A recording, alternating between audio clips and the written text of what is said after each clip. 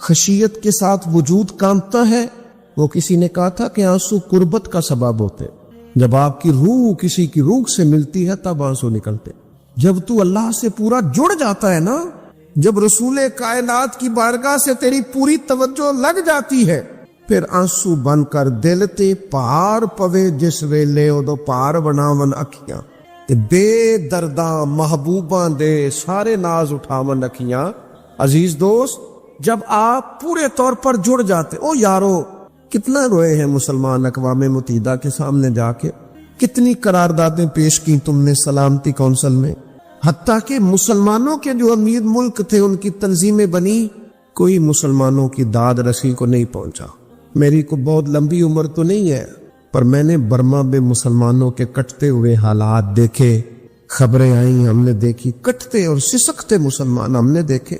ہم نے دیکھا لیبیا پہ حملہ ہوا اور ٹوٹ گیا سارا ملک۔ میں نے وہ منظر دیکھا جب غوث پاک کے بغداد میں بم گرے۔ ہم نے وہ دور دیکھا جب کسی نے خبر دی کہ کربلا میں پھر سے کربلا برپا ہے۔ ہم نے وہ منظر دیکھا جب پتا چلا کہ پھر سے مولا علی کے نجف اشرف کو اجاڑا جا رہا ہے۔ ہم نے وہ سارے منظر بار بار دیکھے، بار بار سنے، اور اب تو شرم آتی ہے۔ میرا دل کرتا ہے میں فلسطین کا نام نہ لیا کروں، شرم آتی۔ یہ کوئی ہماری تقریروں کے موضوع ہیں؟ یہ کوئی ہمارے کالم نکلے کے عنوان ہیں؟ یہ کوئی ہمارے موبائل پہ لگانے کے سٹیٹس ہیں؟ یہ تو شرم سے مر جانے کا مقام ہے۔ یہ کوئی گردنیں اٹھا کے بات کرنے والی بات ہے؟ یہ موبائل پہ ایک دوسرے کو ویڈیو دکھانے کا منظر ہے؟ رمضانوں میں شاموں میں اپنے اپنے بچوں کو سینوں سے لگا کے افطاریاں کرانے والوں اور بچوں سے پوچھ لے والوں کہ پتر تو کی کھانا ہے، اس سے پوچھ لے اس کی مرضی کیا ہے۔ تمہیں پتہ ہے فلسطین کی بیٹیاں بھی سیدہ ختیجۃ الکبریٰ کی بیٹیاں ہیں، وہ مومنوں کی مائیں ہیں تو ان کی بھی تو مائیں ہیں نا۔ فلسطین کی بہنیں بھی صبح قیامت حضرت فاطمہ کے پلو میں پناہ لیں گی۔ نبی پاک صلی اللہ تعالی علیہ وسلم نے فرمایا من اذا مسلمن فقد اذانی۔ میں کیسے وہ بات آپ کے دلوں تک اتاروں کہ حضور نے فرمایا جب میرے مسلمان کو تکلیف ہوتی ہے تو مجھے تکلیف ہوتی ہے، مجھے درد ہوتا ہے۔ اس رسول کی امت جو کافروں کی رسیاں زور سے باندھی جائیں تو حضور فرمائیں ڈھیلی کر دو۔ یہ ہائے ہائے کرتے ہیں تو مجھے نیند نہیں آتی۔ اگر بدر میں قیدی بنا کے لایا گیا کافر ہائے ہائے کرے تو حضور کو نیند نہیں آتی، تو مجھے بتاؤ کہ فلسطین کی بیٹیاں ہائے ہائے کرتی ہیں تو گنبد خضرا میں محبوب کو آرام ہے؟ میرے عزیز، بے حسی کی زندگی، چھوٹے موٹے بیانات، تو بھی کہہ دے تھوڑا سا فلانے کا بیان نہیں آیا، کیا کرنا ہے بیان دے، کیا بات کرنی ہے تذکرہ کر کے؟ دوستو آؤ رو کے دیکھ لیا ساری دنیا کے سامنے، کچھ رب کے سامنے رو کے نہ دیکھ لیں؟ اب اسے کہے نا، اب حضور کی بارگاہ میں عرض کر کے نہ دیکھ لے کہ تجھ سے فریاد ہے اے گنبد خضرا والے، اب کعبے والوں کو ستاتے ہیں کلیسا والے، اور کی اگر تو نے دل مسلم کی دل جوئی نہیں، پھر ہمیں تانا دیں گے بت کے مسلم کا خدا کوئی نہیں۔ اب اللہ رسول کی بارگاہ کی طرف رجوع نہ کر لے، اب چھوڑ نہ دیں سیاستدانوں کے گلے، اب چھوڑ نہ دیں دنیا اقوام متحدہ کی بات اور سلامتی کونسل کی بات، اب اپنے اللہ کی جانب رجوع نہ کریں۔ دیکھو نا، نبی پاک صلی اللہ تعالی علیہ وسلم نے ہمیں فرمایا تمہارے آنسو قدر والے ہیں، رب رسول کی بارگاہ میں بہانا، ان کو ضائع نہ کرنا۔ عزیز بھائیو، یہ آنسو جو اللہ رسول کی بارگاہ کی طرف بہتے ہیں، یہ اللہ کی رحمت کو متوجہ کرتے، یہ مالک کریم کے کرم کو مائل کرتے۔ ہمارا مسلح آباد ہونا چاہیے۔ وہ مجھے ایک دوست کہنے لگے صرف دعا کریں فلسطین کے لیے، آپ نے کہا جم کے دعا کریں، صرف دعا کرنے سے کیا ہوتا ہے؟ میں نے کہا دعا کرنے سے پہاڑ ہل جاتے ہیں اپنی جگہ۔ میرے رسول پاک رات کو دعا کریں تو صبح فاروق اعظم جیسے لوگ آ جاتے ہیں دین اسلام۔ نبی پاک علیہ السلام رات دعا کرے نا، دعا، اور بدر کی رات حضور دعا کرے تو اللہ 7,000 فرشتوں کو بھیج دیتا ہے مسلمانوں کی مدد کے لیے۔ صحابہ فرماتے ہیں میدان بدر میں ہم کسی کو قتل کرنا چاہتے تھے لیکن اس کی گردن پہلے سے کٹ کے گر جاتی تھی، فرشتے آئے ہوئے تھے۔ آج ہمارے ساتھ اللہ کی مدد ناراض ہو گئی ہے، ہم سے رب کی مدد ناراض ہے۔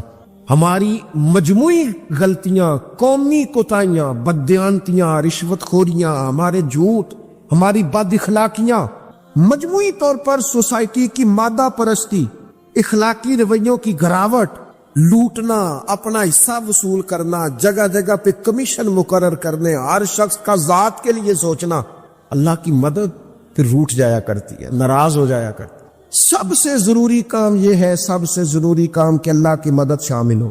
سب سے ایک صحابی تھے، ایک جگہ انہیں شہید کیا جا رہا تھا، تو کافر چاہتے تھے کہ ہم ان کی لاش کو معاذ اللہ ثم معاذ اللہ بے حرمتی کریں۔ انہوں نے عرض کی مالک تو میرا مددگار ہے، اس بیابان جنگل میں میری مدد کرنا۔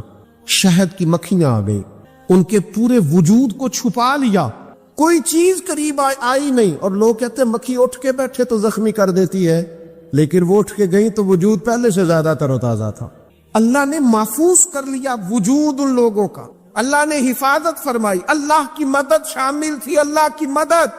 ایٹم بم تم نے بنا لیے، ہتھیار تم نے سجا لیے، دولتیں تم نے جمع کر لی، بڑے بڑے تم نے ادارے قائم کیے، اب ایک کوشش اور بھی کرو، رب رسول کی بارگاہ میں رو تاکہ تمہیں اللہ کی مدد بھی ملے۔ ایک صحابی ہیں، بخاری شریف صحیح سند کی حدیث ہے، کلمہ پڑھا، کچھ دنوں کے بعد مال غنیمت آیا، نبی پاک صلی اللہ علیہ وسلم مال تقسیم کر رہے تھے تو میرے حبیب نے اس صحابی کو بھی دیا، فرمایا یہ رکھ لے۔ اس کو پیسے دیے حضور نے، اس نے پیسے ہاتھ میں پکڑے اور محبوب پاک صلی اللہ علیہ وسلم کا چہرہ دیکھ رہا ہے، پتہ کیا لفظ اس کی زبان پہ آئے، اللہ کہ یا رسول اللہ میں نے اس لیے کلمہ تو نہیں پڑھا تھا میں پیسے لوں گا۔ حالانکہ تالیف قلب حصہ اسلام کا، جو بندہ نیا کلمہ پڑھتا تھا اس کو کچھ نہ کچھ دیا جاتا تھا، چونکہ اس کی برادری چھوڑ جاتی۔ کہنے لگے حضور اس لیے تو کلمہ نہیں پڑھا تھا کہ پیسے آئیں گے۔ نبی پاک نے فرمایا کس لیے پڑھا تھا؟ کہا یا رسول اللہ میں نے تو اس لیے پڑھا تھا کہ آپ مجھے جہاد میں لے جائیں گے اور میں آپ کے نام پر اپنی جان قربان کر دوں گا، میں نے کچھ لینے کے لیے نہیں، جان دینے کے لیے کلمہ پڑھا تھا، تو حضور میرے لیے مہربانی فرمائیں، مجھے آپ یہ دنیا داری ہی دنیا داری، مال ہی مال۔ حضرت میاں شیر محمد شرخ پوری رحمت اللہ علیہ کی وہ بات میرے دل کو چھو جاتی ہے۔ ایک آپ سے شخص آ کے کہنے لگا حضور میں پہلے غریب تھا فلاں جگہ میں نے، ہاں یہ بات بالکل درست ہے کہ شیخ جو کامل ہوتا ہے وہ دعا کرتا ہے اللہ کی بارگاہ میں، یا اللہ یہ میرے پاس آیا تو اسے کوئی کمی بھی نہ رہے، کوئی بھی نہ رہے۔ یہ تو اس کی اپنی درویشی ہے نا کہ وہ یہ بات کہے، تو اپنا رنگ ہے اس کا۔ میاں صاحب کے پاس آیا تو آ کے کہنے لگا حضور میں فلانے آدمی کا مرید ہوا ہوں، ایک کارخانہ تھا اب 4 ہو گئے، تو آپ فرمانے لگے تیرا تو بیڑا گرک ہو گیا، چاہیے تھا تیرا ایک بھی چھڑاتے، تجھے اللہ اللہ پہ لگاتے، تجھے اور بھسا دیا دنیا میں، یہ کون سی تُو نے درویشی اختیار کی، اور کارخانے بڑھ گئے تیرے۔ حضرت عیسیٰ علیہ السلام کے پاس ایک شخص آیا تو اس نے آ کے کہا میں نے آپ کے ساتھ رہنا ہے حضور، میں نے آپ کے ساتھ رہنا ہے۔ آپ فرمانے لگے دنیا دار بن کے رہو گے کہ دیندار؟ کہنے لگا جی میں دیندار بن کے رہوں گا۔ فرمانے لگے دنیا کی طلب نہ کرنا ورنہ میری صحبت میں نہیں رہ سکو۔ حضرت عیسیٰ علیہ السلام نے شادی نہیں کی، مکان ہی نہیں بنایا، ایک تکیہ، ایک پیالہ، ایک کمبل، جہاں رات ہوتی وہیں سو جاتے۔ ایک دن ایک شخص کو دیکھا کہ وہ ڈھلان بنی ہوئی تھی، پتھر کی پہاڑ تھوڑی سی ڈھلان بنی ہوئی تھی تو نیچے لیٹا ہوا ہے، آپ نے کمبل بھی صدقہ کر دیا۔ کہنے لگے آج کے بعد جہاں ڈھلان بنے گی وہاں سو جائیں گے، کمبل کی ضرورت ہی کوئی نہیں۔ کچھ دنوں کے بعد ایک شخص کو دیکھا کہ وہ اپنے ہاتھ کا تکیہ بنا کے سویا ہوا ہے، تکیہ بھی خیرات کر دیا۔ کہنے لگے اس کے بغیر بھی گزارا ہو سکتا ہے۔ کچھ دنوں کے بعد دیکھا کہ ایک آدمی چلو میں پانی پی رہا ہے، پیالہ بھی اللہ کے راستے میں دے دیا۔ کہنے لگے چل جائے گا کام اس کے بغیر۔ فرمایا دنیا دار بن کے نہ آنا۔ کہنے لگا نہیں صاحب میں دیندار بن کے آؤں گا۔ جناب عیسیٰ علیہ السلام نے رکھ لیا۔ آپ پہلے دن ہی کہنے لگے چل آ جا روٹی کھا لے۔ 3 روٹیاں منگائی، اس کو ساتھ بٹھایا، فرمانے لگے میں تو ایک کھاؤں گا، تو کتنی کھائے گا؟ کہنے لگا جی میں بھی ایک ہی کھاؤں گا۔ ایک روٹی اس نے کھا لی، ایک آپ نے کھا لی، تیسری روٹی چھوڑ کے جناب عیسیٰ علیہ السلام دریا کنارے وضو کرنے چلے گئے۔ واپس آئے تو روٹی کوئی نہیں تھی۔ اللہ کے نبی تھے، جان گئے۔ رب کریم کا بندہ بھی جان جاتا ہے۔ اقبال کہتے ہیں اولیاء کیا ہیں جواسی القلوب، کہتے ہیں رب کے ولی کو ٹٹولا نہ کر، وہ تو دلوں کے حال بھی جانتا ہے۔ انہیں ٹٹولا نہ کر، غبار آلود سمجھ کر حکارت سے نہ دیکھ ان کو، انہی کی ٹھوکروں سے سلطنت بنتی بگڑتی ہے۔ اور اقبال کہتے ہیں نہ تیغ و تیر میں نہ لشکرو سپاہ میں، نہ تیغ و تیر میں نہ لشکرو سپاہ میں، کہتے ہیں نہ تلوار میں نہ تیر میں نہ لشکر میں نہ فوجوں میں، نہ تیغ و تیر میں نہ لشکر و سپاہ میں ہے جو بات مرد کلندر کی بارگاہ میں، جو بات مرد کلندر کی بارگاہ میں۔ تیسری روٹی کدھر ہے؟ کہنے لگا حضور مجھے نہیں پتا۔ فرمانے لگے تجھے پتا ہے پر تو بتا نہیں رہا۔ کہنے لگا مجھے تیسری روٹی کا پتا۔ حضرت عیسیٰ علیہ السلام ایک ہرنی جا رہی تھی، اس کے ساتھ 2 بچے تھے، آپ نے ایک بچہ پکڑا، اس کو ذبح کیا، لکڑی جلائی، اس کو بھونا، اس کو بھی کھلایا, خود بھی کھایا, ہڈیاں جمع کر دی. جب وہ ہڈیاں, اس پہلو کو ذرا سمجھیے گا, جب کھا بیٹھے ہڈیاں جمع, وہ ہرنی بھی کھڑی ہے اور دوسرا بچہ بھی کھڑا ہے. ایک بچہ کا ذبح کر کے کھا لیا, دوسرا کھڑا ہے. جب پیٹ بھر لیجئے, وہ بھی ڈکار لینے لگا سامنے, تو حضرت عیسیٰ علیہ السلام ہڈیوں سے کہنے لگے چلو اٹھ جاؤ اللہ کے حکم سے. وہ ہرنی کا بچہ پھر سے زندہ ہو گیا, وہ چلا گیا. ماں اس کو ساتھ لے کے روانہ فرمانے لگے دیکھ اللہ نے مجھے معجزہ دیا ہے, ہم نے کھا بھی لیا ہے اور بچہ چلا بھی گیا ہے, ہمارے پیٹ میں ہے بھی, اور اب تو بتا دے روٹی کس نے کھائی ہے. کہنے لگا جی مجھے نہیں پتا مجھے. حضرت عیسیٰ علیہ السلام اس کو ساتھ لے کے بڑے تو دریا کے اوپر, پانی کے اوپر پیدل چلنے لگے.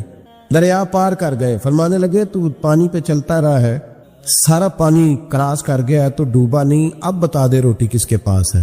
کہنے لگے نہیں پتا, مجھے پتا. اللہ اکبر. وہ کیا خوب لفظ کہہ گئے. سجادہ نشین حضرت پیر میر علی شاہ صاحب رحمت اللہ علیہ, بے قدرہ کچھ قدر نہ جاتی, کھیتی خوب تسلی ہو, اے دنیا دار پجاری زردے, کتے آندے گل ٹلی ہو. سارا دریا اتنا بڑا دیکھتے ہیں لوگ جو آتے ہیں نا درویشوں کے پاس, بڑے رنگ دیکھتے ہیں پر بدلتے نہیں. رنگ بڑے دیکھتے ہیں پر اپنے آپ کو تبدیل, او بانج فقیروں کسے نہیں مارے آئے ہوئی چور اندر دا ہو. دیکھتے بڑا کچھ ہے, بدلتے نہیں. نہ بدلا. حضرت عیسیٰ کہنے لگے منوا کے میں بھی چھوڑوں گا, تو مانے گا. آپ نے نا ریت کٹھی کی, ریت 3 حصوں میں ریت جمع کر لی اور پھر اس پر کچھ پڑھ کے پھونکا تو وہ سونا بن گئی. 3 ڈھیریاں تھی ریت کی, پھونکا تو سونا بن گئی. آپ فرمانے لگے یہ سونا تیرا, ایک ڈھیری تیری, ایک میری, اور تیسری اس کی جس نے تیسری روٹی کھائی ہے. کہنا جی میں ہی کھا دی, میں نہیں کھائی. یہ تیسرا اس کا حصہ جس نے تیسری, کہنے لگا میں نہیں کھائی ہے. مان گیا. ذرا بات کو سمجھے. پانی پہ پیدل چلا ہے پر مانا دنیا دار ہے نا, مانا نہیں. ہرنی کا بچہ زندہ ہوتا دیکھا ہے پر مانا دنیا قابو آنے لگی ہے تو مان گیا ہے. کہنے لگا جی میں نہیں کھائی ہے. فرمایا او بھلے مانس, تجھے کہا تھا دنیا داری نہ کرنا, تجھے جناب عیسیٰ کی صحبت ملے گی, پر تو ایک روٹی پہ رہ گیا یار. کہاں دنیا دار پجاری زردے کتیاں دے گل ٹلی ہو, کہاں رہ گیا. حضرت میاں محمد بخش صاحب رحمت اللہ تعالی علیہ کو ایک شخص لے گیا ٹانگے پہ بٹھا کے. ٹانگے, غلام رسول مہر صاحب نے لکھا ہے کہ وہ ٹانگے پہ بٹھا کے لے گیا, اور لے جا کے نا تو میاں صاحب حضور یہ زمین بھی میری ہے, یہ بھی میری ہے, وہ بھی میری ہے, یہ بھی میری ہے. بڑی اس نے تفصیل سنائی. تو میاں صاحب فرمانے لگے بس کر یار, میں بڑی دیر سے سن رہا ہوں کہ تیرا بڑا کچھ ہے, بس کر. کہنے لگا حضور نہیں, یہ بھی تو میں نے تھوڑی دکھائی ہے, اور بھی میرے پاس بڑا کچھ ہے. تو آپ فرمانے لگے یہ بتا تجھ سے پہلے کس کے پاس تھا. چپ کر گیا. فرمایا اس سے پہلے کس کے پاس تھا. چپ کر گیا. کیا خوب فرمایا, کیا درویشوں کا کہنے کا انداز ہے, کیا خوب رنگ ہے, اور تشبیہ کس طرح کی اعلیٰ دیتے ہیں. دانش مندہ دا کم ناہی, دل دنیا نہ لانا, اس ووٹی کئی خامند کیتے, جو کیتا سو کھانا.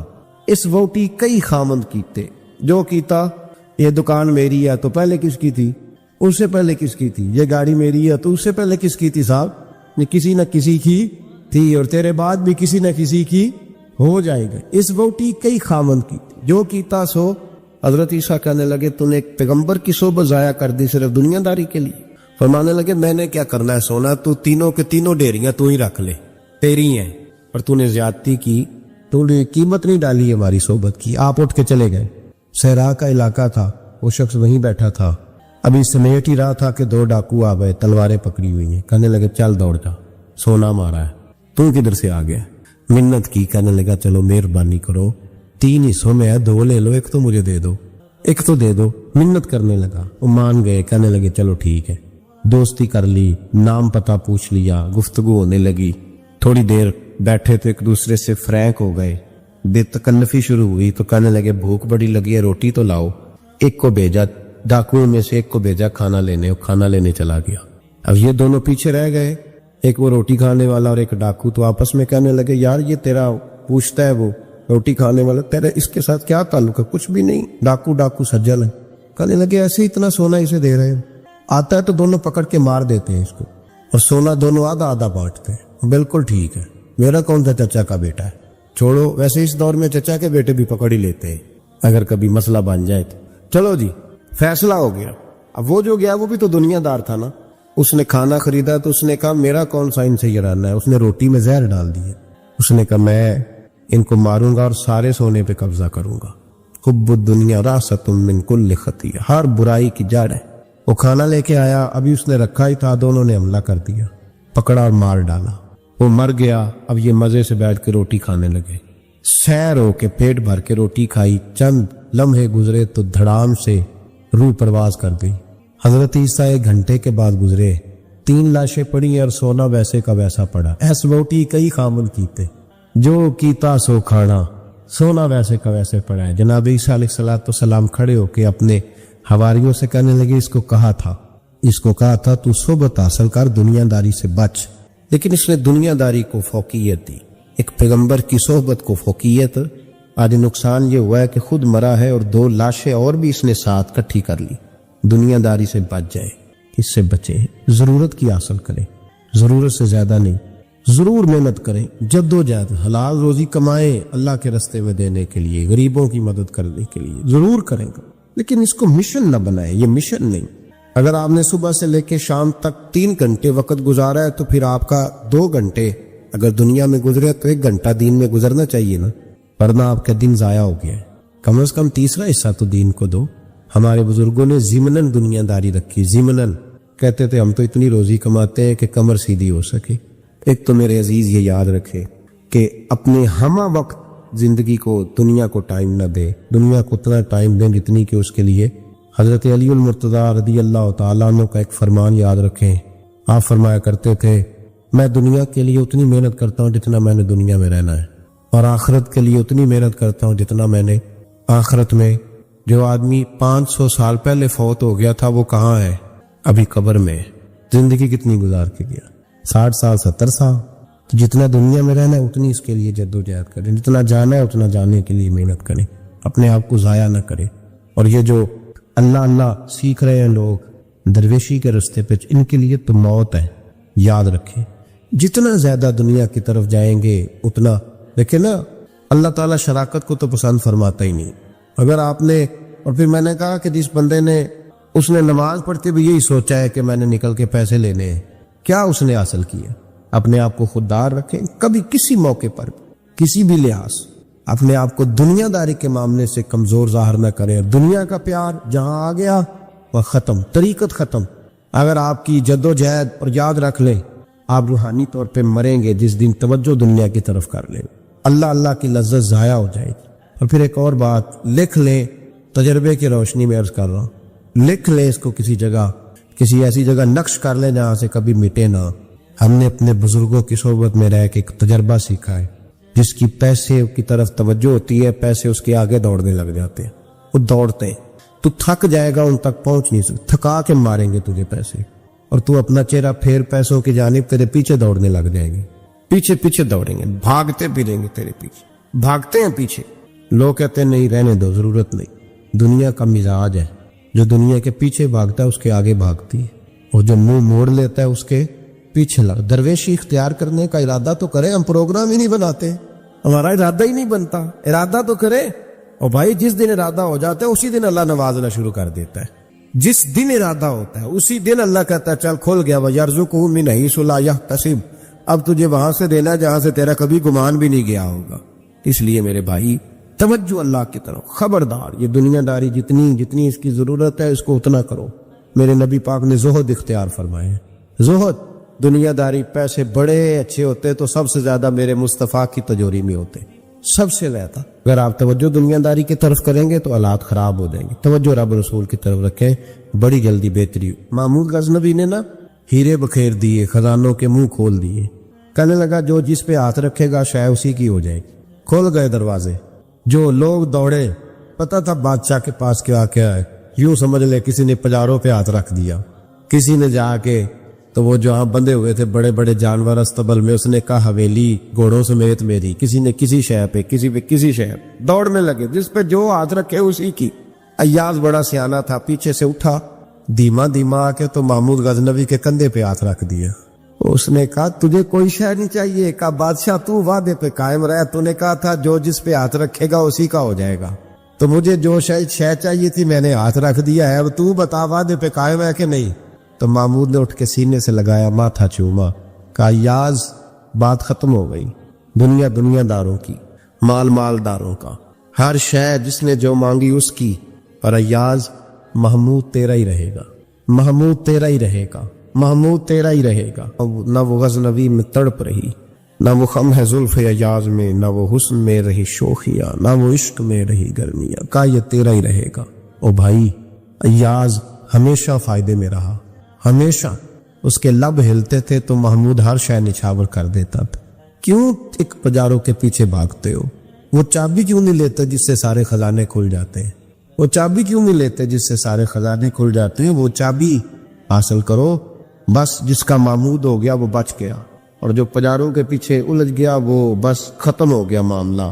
اس لیے توجہ ادھر رکھو جہاں سے ہر شے ملنی ہے۔ حضرت صالح نے تبلیغ شروع کی تو کہنے لگے پہلے معجزہ دکھاؤ۔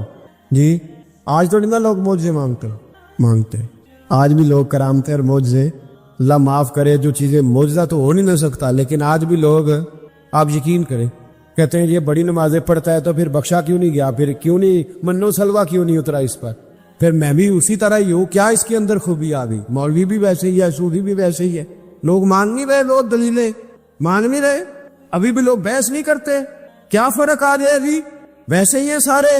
اللہ تعالیٰ سے ڈرنا چاہیے، ہمیں سامنے والے کی طرف دیکھ کر صحیح ہونے کا حکم نہیں ہے، ہمیں اپنی اصلاح کا حکم ہے، اپنی طرف دیکھ کے اپنے آپ کو ٹھیک کرنے کا۔ الزام لگا کے گزر جانا، اس کا کوئی مطلب سنو اور یاد رکھو۔ حضرت صالح علیہ السلام سے کہنے لگے پہلے معجزہ دکھائیں، تو حضرت صالح علیہ السلام نے فرمایا اونٹ کہاں سے پیدا ہوتے؟ کہاں اونٹنی کے بطن سے۔ فرمایا آؤ میں تمہیں پہاڑ کے اندر سے اونٹنی پیدا کر کے دکھاتا ہوں۔ کہاں سے؟ پہاڑ کے اندر سے۔ حضرت نوح ساتھ لے کے گئے تو پہاڑ کے اندر سے اونٹنی نکلی، اور اونٹنی بھی گابن تھی، اس کے پیٹ میں بچہ، اور اونٹنی اتنا دودھ دیتی تھی کہ ساری بستی دودھ پیا کی تھی، پھر بھی دودھ بچ جایا کرتا تھا۔ لیکن حضرت نوح علیہ السلام نے فرمایا تم نے دیکھ تو لیا یہ اسے، یہ جتنا دودھ دے گی روٹی بھی اتنی کھائے گی، ایک دن تم سارے پانی پیو گے، ایک دن یہ سارا پانی پیا کرے گی، ایک دن تم سارے باقی جانوروں کو گھاس کھلاؤ گے، ایک دن یہ اونٹنی، اور اونٹنی کا نام کیا؟ ناقۃ اللہ، اللہ کی اونٹنی۔ کس کی اونٹنی؟ نام کیا ہے؟ اللہ کی، یہ اللہ کی اونٹنی ہے۔ تو حضرت نوح علیہ السلام کی اونٹنی، فرمایا اس کی بے ادبی نہ کرنا۔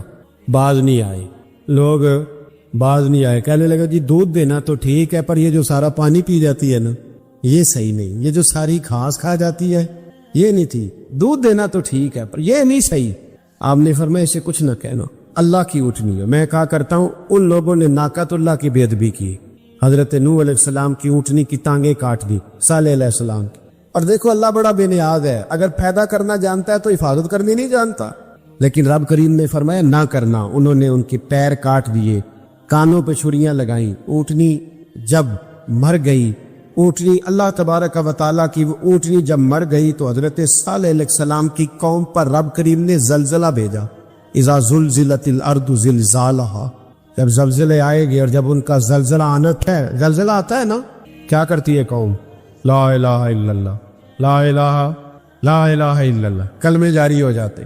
بلکہ ایک دفعہ ایسا بھی ہوا کہ مسجدوں میں اعلان ہونے لگے زلزلہ آ رہا ہے، جو فجر کے لیے نہیں اٹھے زلزلے کے لیے وہ بھی اٹھ گئے، جن کا دعویٰ ہے نا میری سویرے آنکھ نہیں کھلتی، ان کی لگی نہیں کتنے گھنٹے، بعد میں بھی نہیں لگی، ٹی وی پہ اعلان ہوتے رہے کوئی نہیں آ رہا، سو جاؤ چپ کر کے، لیکن آنکھ لگی۔ موت سے تو ڈرتا ہے، اللہ سے ڈرتا ہی نہیں، موت کا خوف ہے رب کا نہیں۔ زلزلہ آیا، ساری قوم تباہ ہو گئی۔ بتاؤ اگر ناقۃ اللہ کی گستاخی ہو تو اللہ ناراض ہو جاتا ہے، اور اگر اولیاء اللہ کی ہو، اگر اولیاء اللہ کی ہو تو رب ناراض نہیں ہوتا؟ شرم نہیں آتی لوگوں کو داتا صاحب کی بے ادبی کرتے؟ شرم نہیں آتی لوگوں کو غوث اعظم کی گستاخی کرتے؟ حیا نہیں آتی جنہوں نے دین پھیلایا ان کی بے ادبی؟ میں درد سے کہتا ہوں، رو کے کہتا ہوں، اور اگر کلیجہ پھٹ سکے تو میں دکھاؤں زخم کتنے۔ ایک حج کے موقع پر ایک بابا جی، اس سال 4,80,000 روپے کا پرائیویٹ حج تھا، اور بابا جی کی کیفیت کمزور تھی، بیچارے بیمار تھے، اس کے باوجود وہ گئے۔ بوڑھے آدمی جا کے بیٹھیے، بزرگ، اور کتنی مشکل ہے وہاں منا، مزدلفہ، عرفات، طواف زیارت، کتنا مشکل کام ہے طواف زیارت کرنا، طواف وداع کرنا، کس کٹھن سے حج کیا، بڑھاپے میں پیسے بھی لگائے۔ اور جب وہ روضہ رسول پہ گئے صلی اللہ، اور انہوں نے جا کے نبی پاک صلی اللہ علیہ وسلم کے روزے کی طرف منہ کر کے درود شریف پڑھا تو ایک ملا نے اٹھ کے کہہ دیا تو مشرک ہے۔ تو میری روح کانپی، میں نے کہا تجھے شرم نہیں آئی، حیا نہیں آئی؟ اس کی عمر دیکھ، کس بڑھاپے میں کہاں سے چلا کہاں آیا. یہ مشرک ہوتا تو کسی مندر میں جاتا, یہ مشرک ہوتا تو کسی گرجے میں جاتا. یہ مشرک نہیں, یہ مومن ہے. اور یہ وہ والا مومن ہے جس کے سینے میں دل جب دھڑکتا ہے تو خالی دھڑکتا نہیں, ساتھ وہ محمد عربی پہ درود و سلام بھی پڑھتا ہے. شرم نہیں آتی لوگوں کو اتنی بڑی گستاخی کرتے. جو روزہ رسول پہ آیا مشرک ہے. میں نے دیکھ مولوی کو صاف صاف کہا تھا, میں نے کہا اگر میں مشرک ہوں تو نکالو, مشرک کا داخلہ تو یہاں ویسے ہی منع ہے. شرم نہیں آتی اپنی زبان کا پاس کرو کچھ. اتنا ظلم, اتنی بڑی فرقہ واریت امت میں, اتنا امت کو تقسیم کرتے ہو, تمہیں شرم نہیں آتی؟ جہاں سے اتحاد کا پیغام دینا چاہیے وہاں سے تم لوگوں کو فرقے کا پیغام دیتے ہو, ایک مخصوص فرقے کی تبلیغ کرتے ہو. خدا را تو میں کہہ رہا ہوں ناقت اللہ کی بے ادبی پہ عذاب آتا ہے, تولیہ اللہ کی بے ادبی میں نہیں آتا. داتا صاحب ساری دن کی تبلیغ کرتے رہے, ایک آدمی نے اٹھ کے کہہ دیا جناب وہ تو شرک کا اڈا ہے, تو رب کریم ناراض نہیں ہوتا ان باتوں سے؟ ہمیں خیال کرنا چاہیے, اللہ سے ڈرنا چاہیے. ان چیزوں سے عذاب آتا ہے اور آ رہا ہے. اللہ تعالی ہمیں محفوظ فرمائے. اللہ ہمیں اس سے, قوم لوط پہ بھی عذاب آیا. ہم جنس پرستی, مرد مردوں سے بدکاری کرتے. حضرت نوح نے سمجھایا کہ یہ کام درست فطرت کے خلاف ہے, یہ کام درست نہیں. جب انسان یہ کام کرتا ہے تو زمین اور آسمان کانپتے ہیں. اب میں کیسے کھول کے بتاؤں, میرے پاس اعداد و شمار ہیں کہ پاکستان کے اندر اس کام کی کیفیت کیا ہے اور کس طرح کر کے لوگ, میں تو رونا روتا رہتا ہوں داڑھی کا. لوگ کئی دفعہ کہتے ہیں حضرت صاحب پہلے بھی آئے تھے تو داڑھی کی بات, پھر بھی آئے تو داڑھی کی بات. تو میں رونا روتا ہوں, اس لیے روتا ہوں کہ جو کلین شیو نوجوان ہوتا ہے وہ امرد کے حکم میں ہے, اس پر وہی حکم لگتا ہے جو عورت پہ لگتا ہے. اس کے ساتھ مرد کا اٹھنا بیٹھنا اسی طرح نہ جائے گا جس طرح عورت کے ساتھ. حضرت جنید بغدادی رحمت اللہ تعالی علیہ کے سامنے ایک شخص نے کہا وہ کتنا خوبصورت نوجوان جا رہا ہے, تو آپ فرمانے لگے تو حافظ قرآن نہیں؟ کہا ہاں. فرمانے لگے جا اپنے حفظ کی خیر منا. وہ شخص کہتا ہے میں نے اس بغیر داڑھی والے کلین شیو نوجوان کو بری نظر سے دیکھا, مجھے قرآن پاک ہی بھول گیا, سارا قرآن پاک بھول. اور کتنے سال میں دعائیں کرتا رہا, بیت اللہ کے طواف کرتا رہا, میں یاد بھی کرتا تو نہیں ہوتا. کیسے اب تو ہمارا نعت کہاں بیوٹی پارلر سے ہو کے آتا ہے, ہم کسی اور کو کیا پیغام ہے. وہ پیغام, وہ نظام, وہ طریقہ کار جس کا حکم تھا شریعت میں. قوم لوط پر عذاب آیا. صحیح بیٹھتے ہوں گے بچے جو موٹر سائیکلوں پہ بیٹھتے ہیں. میں نے گجرانوالہ کی سڑکوں پہ بچوں کو, نوجوانوں کو جو تماشے کرتے سرے عام دیکھا ہے تو مجھے ڈر لگتا ہے. تو کوئی روکنے والا نہیں, شغل ہو رہا ہے, ہنس رہے ہیں, اور سامنے عورتیں بھی ہیں, سب ہو رہا ہے. کتنی تکلیف کی بات. حضرت نوح کی قوم یہ کام کرتی تھی, قرآن پاک نے بیان کیا ہے. حضرت نوح نے سمجھایا, فرمایا رب کریم نے تمہیں اپنی خواہش پوری کرنے کے لیے جائز طریقہ عطا فرمایا, عورتوں سے نکاح کرو, اور اس نکاح کی برکت سے جو اللہ تمہیں اولاد دے گا اس کو اللہ تبارک و تعالیٰ تمہارے لیے باعث بخشش بھی فرمائے گا. لیکن جب قوم نہ مانی تو جو قوم میں لوط کا عمل کرے اس کا علاج قرآن نے بیان فرمایا کہ آسمان سے پتھر برسیں گے. پھر پتھر برسے, اور جن کے بڑے بڑے اچھے دماغ تھے ان کے دماغ چکنا چور کر دیے گئے, تباہ کر دیے گئے, ان کے دماغ زمین پر بچھاڑ دیا گیا. اللہ مہلت دیتا ہے, لیکن اس کا مطلب یہ نہیں کہ انسان توبہ ہی نہ کرے. حضرت شعیب علیہ السلام کی قوم پر بھی عذاب آیا, اس لیے کہ بددیانتی کرتی تھی, ناپ تول میں کمی کرتی تھی. میں نے کہا تھا شب قدر کی رات کہ یہ کوئی تماشا ہے کہ شب رات آئی تو ساری رات روتے رہے, یا اللہ معاف کر دے, یا اللہ معاف کر دے, رو رو کے چیخے مار مار روئے. شب قدر آئی تو پھر چیخے ماری, ساری رات روئے.